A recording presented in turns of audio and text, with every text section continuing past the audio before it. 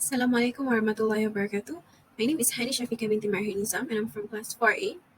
So in this video, I will share about the impact of COVID-19 on education.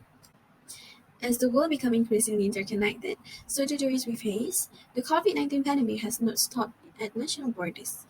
It has affected people regardless of nationality, level of education, income, or gender. But the same has not been true for its consequences, which have hit the most vulnerable hardest. Education is no exception. Students from privileged backgrounds, supported by their parents and eager and able to learn, could find their way past closed school doors to alternative learning opportunities. Those from disadvantaged background often remain shut out when their schools shut down. The COVID-19 pandemic has also had a severe impact on our higher education as universities closed their premise and countries shut their border in response to lockdown measures. Although higher education institutions were quick to replace face-to-face with online learning, this closure affected learning and examination as well as the safety and legal status of international students in their host country. Perhaps most importantly, the crisis raises questions about the value offered by a university education which includes networking and social opportunities as well as educational content. Reopening school and university will bring unquestionable benefit to students and the wider economy. Those benefits, however, must be carefully weighed against the health risks and the requirement to mitigate the toll to the pandemic.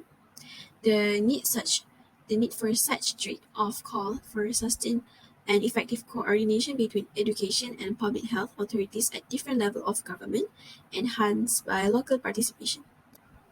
The first impact of COVID-19 on education is the loss of instructional time delivered in a school setting. In their first attempt to contain the spread of the virus, many countries imposed a lockdown and school or university have closed for several months across the OECD and partner countries. Other countries also began to close schools as the pandemic expanded. Preliminary information from the various sources provides a snapshot of responses during this ongoing and evolving global pandemic.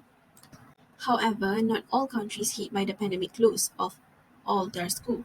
For example, primary school in Iceland remained open if the class sizes were below 20 students. It is difficult to estimate accurately the number of instruction weeks affected in all countries, as in some countries, individual school and or local authorities have autonomy over the organization of the school year and the reopening of school. The actual impact may have been less severe, as some of this period include scheduled school breaks. The second impact of COVID-19 on education is teacher preparedness to support digital learning. During the pandemic, remote learning became a lifeline for education, but the opportunities that digital technologies offer go well beyond a stopgap solution during the crisis. Digital technology offers entirely new answer to the question of what people learn, how they learn, and when they learn. Technology can enable teachers and students to access specialized materials well beyond textbooks, in multiple formats, and in ways that can bridge same time and space. In 2018, just 53% of teachers on average let their students frequently or always use information and communication. For the last point, the changes class size, a critical parameter for the reopening of school, is also the impact of COVID-19. Social distancing has proven to be one of the most effective measures to prevent the spread of the COVID-19. Within a school context, this means reducing contact between groups of children and maintaining a safe distance of 1 to 2 meters between pupils and staff. In some countries, the safety distance depends on the level of containment of the virus achieved. Guidance in many countries has been to reduce or half of the size of the classes in order to maintain the required distance between students. Some countries have specified the maximum number of students allowed in the classroom at any given time. For example, France and the United Kingdom have recommended a limit of 15 students in a primary class, provided the safety distances are maintained. Ensuring a minimum safety distance between people and staff will depend on many factors such as classroom size, room availability, and the number of students per class. Compulsory in most OECD countries for students in the permit age group or specific level of education. Attendance is optional.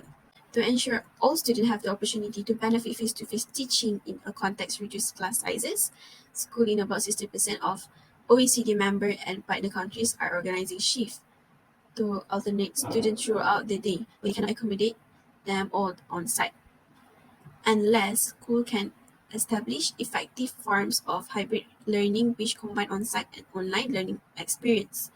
The consequences of such a measure will be reduced classroom instruction time than before school closures.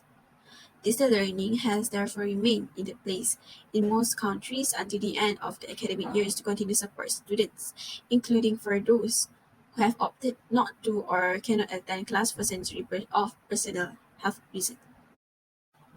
Last but not least, in conclusion, as we enter the COVID-19 recovery phase, it will be critical to reflect on the role of educational system and particularly vocational education. In this sense, the pandemic is also called to renew the commitment to the Sustainable Development Goals, ensuring that to all young people have the opportunity to succeed school and develop the knowledge, skill, attitudes, and values that will allow them to contribute to society is at the heart of global agenda and education promise to our future society. That's all from me. Thank you.